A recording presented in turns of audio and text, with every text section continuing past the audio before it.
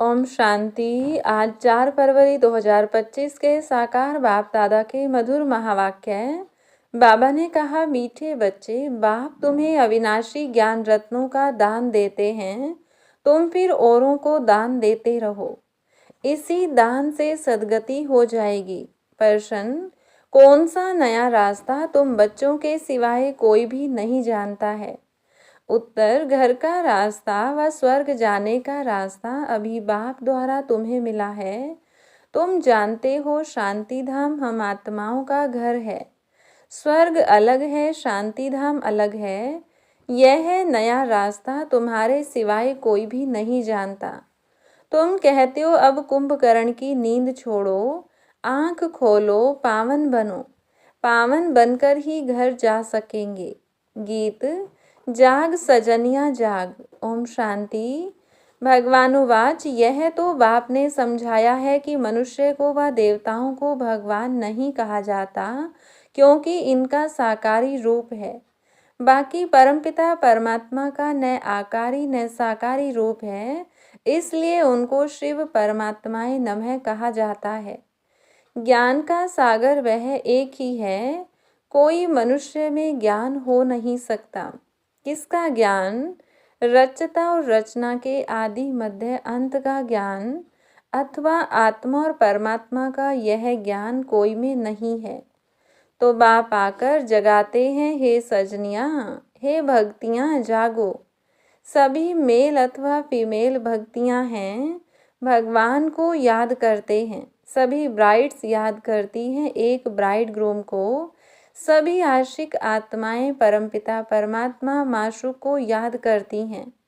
सभी सीताएं हैं, राम एक परमपिता परमात्मा है।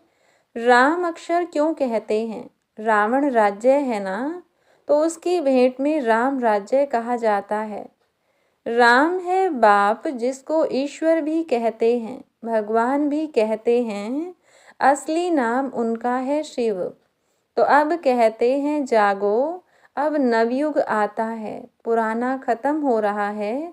इस महाभारत लड़ाई के बाद सतयुग स्थापन होता है और इन लक्ष्मी नारायण का राज्य होगा। पुराना कलयुग खत्म हो रहा है, इसीलिए बाप कहते हैं, बच्चे, कुंभकर्ण की नींद छोड़ो, अब आंख खोलो। नई दुनिया आती है, नई दुनिया को स्वर्ग सतयुग कहा जाता है। यह है नया रास्ता। यह है घर व स्वर्ग में जाने का रास्ता, कोई भी जानते नहीं है। स्वर्ग अलग है, शांति धाम जहाँ आत्माएं रहती हैं वह अलग है। अब बाप कहते हैं, जागो, तुम रावण राज्य में पतित हो गए हो। इस समय एक भी पवित्र आत्मा नहीं हो सकती, पुण्य आत्मा नहीं कहेंगे। भल मनुष्य दान पुण्य करते हैं, परंतु पवित्र आत्मा तो एक भी नहीं है। यहाँ कलयुग में है पतित आत्माएं, सतयुग में है पावन आत्माएं। इसलिए कहते हैं, हे शिव बाबा, आकर हमको पावन आत्मा बनाओ। यह पवित्रता की बात है। इस समय बाप आकर तुम बच्चों को अविनाशी ज्ञान रत्नों का दान देते हैं। कहते हैं तुम भी औरों को दान देते रहो, तो 5 विकारों का ग्रहण छूट जाए। 5 विकारों का दान दो तो दुख का ग्रहण छूट जाए। पवित्र बन सुख धाम में चले जाएंगे। 5 विकारों में नंबर 1 है काम, उसको छोड़ पवित्र बनो। खुद भी कहते हैं, हे पतित पावन, हमको पावन बनाओ। पतित विकारी को कहा जाता है। यह सुख और दुख का खेल भारत के लिए ही है। बाप भारत में ही आकर साधारण तन में प्रवेश करते हैं, फिर इनकी भी बायोग्राफी बैठ सुनाते हैं। यह हैं सब ब्राह्मण ब्राह्मणियाँ, प्रजापिता ब्रह्मा की औलाद। तुम सबको पवित्र बनने की युक्ति बताते हो। ब्रह्मा कुमार और कुमारियाँ, तुम विकार में जा नहीं सकते हो। तुम ब्राह्मणों का यह एक ही जन्म है। देवता वर्ण में तुम 20 जन्म लेते हो। वैश्य शूद्र वर्ण में 63 जन्म। ब्राह्मण वर्ण का यह एक अंतिम जन्म है, जिसमें ही पवित्र बनना है। बाप कहते हैं पवित्र बनो। बाप की याद अथवा योग बल से विकर्म भस्म होंगे। यह एक जन्म पवित्र बनना है। सतयुग में तो कोई पतित होता नहीं। अभी यह अंतिम जन्म पावन बनेंगे तो 21 जन्म पावन रहेंगे। पावन थे अब पतित बने हो। पतित हैं तब तो बुलाते हैं। पतित किसने बनाया? रावण की आसुरी मत ने। सिवाय मेरे तुम बच्चों को रावण राज्य से दुख से कोई भी लिबरेट कर नहीं सकते। सभी काम चिता पर बैठ भस्म हो पड़े हैं। मुझे आकर ज्ञान चिता पर बिठाना पड़ता है। ज्ञान जल डालना पड़ता है। सबकी सद्गति करनी पड़े। जो अच्छी रीति पढ़ाई पढ़ते हैं उनकी ही सद्गति होती है। बाकी सब चले जाते हैं शांति धाम में। सतयुग में सिर्फ देवी देवताएं हैं, उनको ही सद्गति मिली हुई है। बाकी सबको गति अथवा मुक्ति मिलती है। 5000 वर्ष पहले इन देवी देवताओं का राज्य था। लाखों वर्ष की बात है नहीं। अब बाप कहते हैं मीठे मीठे बच्चों, मुझ बाप को याद करो। मन मनाभव अक्षर तो प्रसिद्ध है। भगवान उवाच, कोई भी देहधारी को भगवान नहीं कहा जाता। आत्माएं तो एक शरीर छोड़ दूसरा लेती हैं। कभी स्त्री कभी पुरुष बनती हैं। भगवान कभी भी जन्म मरण के खेल में नहीं आता। यह ड्रामा अनुसार नोंद है। एक जन्म न मिले दूसरे से, फिर तुम्हारा यह जन्म रिपीट होगा तो यही एक्ट यही फीचर्स फिर लेंगे। यह ड्रामा अनादि बना बनाया है, यह बदल नहीं सकता। श्री कृष्ण को जो शरीर सतयुग में था वह फिर वहाँ मिलेगा। वह आत्मा तो अभी यहाँ है। तुम अभी जानते हो हम सो बनेंगे।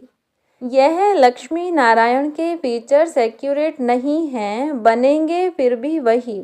यह बातें नया कोई समझ न सके। अच्छी रीति जब किसको समझाओ तब 84 का चक्र जानेंगे और समझेंगे। बरोबर हर एक जन्म में नाम रूप फीचर्स आदि अलग अलग होते हैं।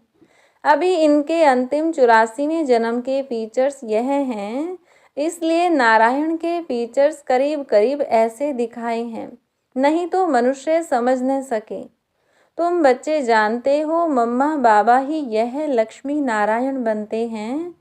यहाँ तो 5 तत्व पवित्र है नहीं। यह शरीर सब पतित हैं। सतयुग में शरीर भी पवित्र होते हैं।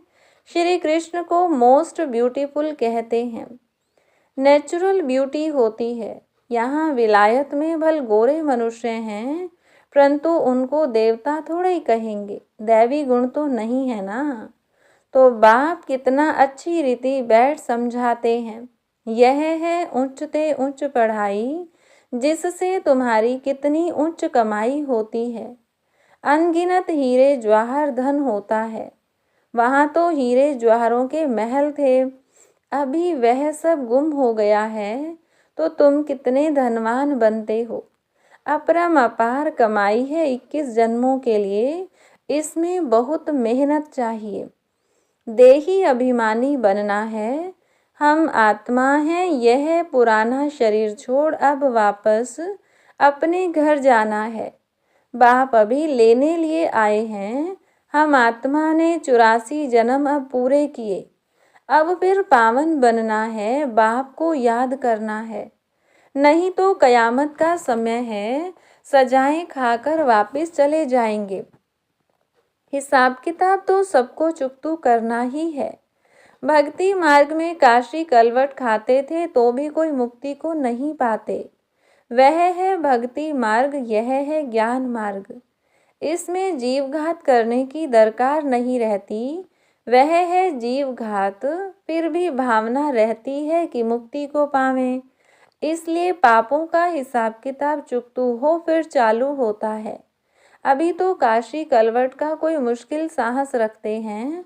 बाकी मुक्ति व जीवन मुक्ति नहीं मिल सकती। बाप बिगड़ जीवन मुक्ति कोई दे ही नहीं सकते। आत्माएं आती रहती हैं, फिर वापस कैसे जाएंगे? बाप ही आकर सर्व की सद्गति कर वापस ले जाएंगे। सतयुग में बहुत थोड़े मनुष्य रहते हैं। आत्मा तो कभी विनाश नहीं होती। आत्मा अविनाशी है, शरीर विनाशी है। सतयुग में आयु बड़ी होती है, दुख की बात नहीं। एक शरीर छोड़ दूसरा ले लेते हैं। जैसे सर्प का मिसाल है, उसको मरना नहीं कहा जाता, दुख की बात नहीं। समझते हैं अब टाइम पूरा हुआ है, इस शरीर को छोड़ दूसरा लेंगे। तुम बच्चों को इस शरीर से डिटैच होने का अभ्यास यहाँ ही डालना है। हम आत्मा हैं, अब हमको घर जाना है, फिर नई दुनिया में आएंगे, नई खाल लेंगे, यह अभ्यास डालो। तुम जानते हो आत्मा 84 शरीर लेती है, मनुष्यों ने फिर 84 लाख कह दिया है।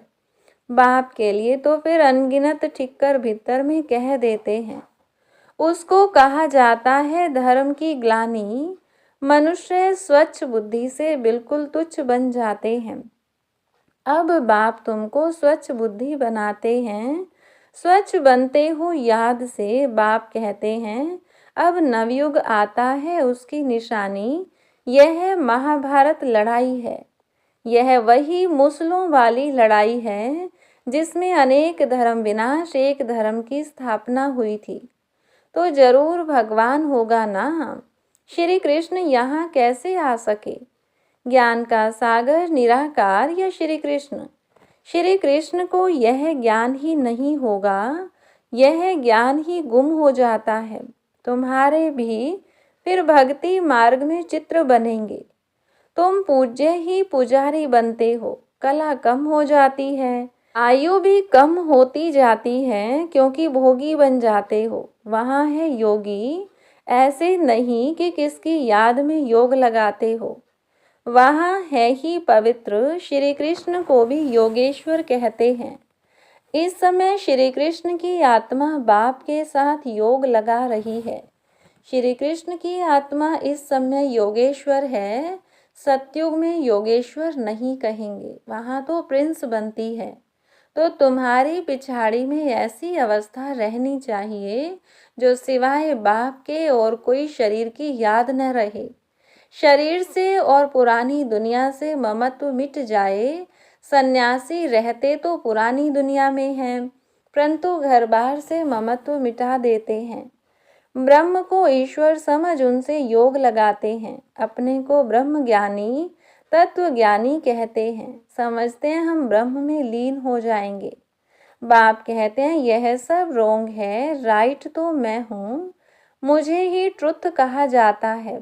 तो बाप समझाते हैं याद की यात्रा बड़ी पक्की चाहिए। ज्ञान तो बड़ा सहज है, देही अभिमानी बनने में ही मेहनत है। बाप कहते हैं किसकी भी देह याद न आए, यह है भूतों की याद। भूत पूजा, मैं तो अशरीरी हूँ, तुमको याद करना है मुझे। इन आँखों से देखते हुए बुद्धि से बाप को याद करो। बाप के डायरेक्शन पर चलो तो धर्मराज की सजाओं से छूट जाएंगे। पावन बनेंगे तो सजाएं खत्म हो जाएंगी। बड़ी भारी मंजिल है। प्रजा बनना तो बहुत सहज है, उसमें भी साहूकार प्रजा, गरीब प्रजा कौन कौन बन सकते हैं, सब समझाते हैं। पिछाड़ी में तुम्हारे बुद्धि का योग रहना चाहिए बाप और घर से। जैसे एक्टर्स का नाटक में पार्ट पूरा होता है तो बुद्धि घर में चली जाती है। यह है बेहद की बात, वह होती है हद की आमदनी। यह है बेहद की आमदनी। अच्छे एक्टर्स की आमदनी भी बहुत होती है ना। तो बाप कहते हैं गृहस्थ व्यवहार में रहते बुद्धियोग वहाँ लगाना है। वह आशिक माशुक होते हैं एक दो के, यहाँ तो सब आशिक हैं एक माशुक के, उनको ही सब याद करते हैं। वंडरफुल मुसाफिर है ना, इस समय आए हैं सब दुखों से छुड़ाकर सदगति में ले जाने लिए। उनको कहा जाता है सच्चा सच्चा माशुक। वह एक दो के शरीर पर आशिक होते हैं। विकार की बात नहीं, उसको कहेंगे देह अभिमान का योग। वह भूतों की याद हो गई। मनुष्य को याद करना माना 5 भूतों को, प्रकृति को याद करना। बाप कहते हैं प्रकृति को भूल, मुझे याद करो। मेहनत है ना, और फिर दैवी गुण भी चाहिए, कोई से बदला लेना, यह भी आसुरी गुण है। सतयुग में होता ही है एक धर्म, बदले की बात नहीं, वह है ही अद्वैत देवता धर्म, जो शिव बाबा बिगर कोई स्थापन कर न सके। सूक्ष्म वतनवासी देवताओं को कहेंगे फरिश्ते। इस समय तुम हो ब्राह्मण, फिर फरिश्ता बनेंगे, फिर वापस जाएंगे घर, फिर नई दुनिया में आकर दैवी गुण वाले मनुष्य अर्थात देवता बनेंगे। अभी शूद्र से ब्राह्मण बनते हो। प्रजापिता ब्रह्मा का बच्चा न बने तो वर्षा कैसे लेंगे? यह प्रजापिता ब्रह्मा और मम्मा, वह फिर लक्ष्मी नारायण बनते हैं। अब देखो, तुमको जैनी लोग कहते हैं हमारा जैन धर्म सबसे पुराना है। अब वास्तव में महावीर तो आदि देव ब्रह्मा को ही कहते हैं। है ब्रह्मा ही, परंतु कोई जैन मुनि आया तो उसने महावीर नाम रख दिया। अभी तुम सब महावीर हो ना, माया पर जीत पा रहे हो। तुम सब बहादुर बनते हो, सच्चे सच्चे महावीर महावीरनियां तुम हो। तुम्हारा नाम है शिव शक्ति, शेर पर सवारी है और महारथियों की हाथी पर। फिर भी बाप कहते हैं बड़ी भारी मंजिल है। एक बाप को याद करना है तो विक्रम विनाश हो, और कोई रास्ता नहीं है। योग बल से तुम विश्व पर राज्य करते हो। आत्मा कहती है अब मुझे घर जाना है। यह पुरानी दुनिया है, यह है बेहद का सन्यास। गृहस्थ व्यवहार में रहते पवित्र बनना है, और चक्र को समझने से चक्रवर्ती राजा बन जाएंगे। अच्छा, मीठे मीठे सिकिलधे बच्चों प्रति माता पिता बाप दादा का याद प्यार और गुड मॉर्निंग। रूहानी बाप की रूहानी बच्चों को नमस्ते। रूहानी बच्चों की रूहानी बाप दादा को नमस्ते। धारणा के लिए मुख्य सार। पहली पॉइंट, धर्मराज की सजाओं से बचने के लिए किसी की भी देह को याद नहीं करना है। इन आँखों से सब कुछ देखते हुए एक बाप को याद करना है। अशरीरी बनने का अभ्यास करना है, पावन बनना है।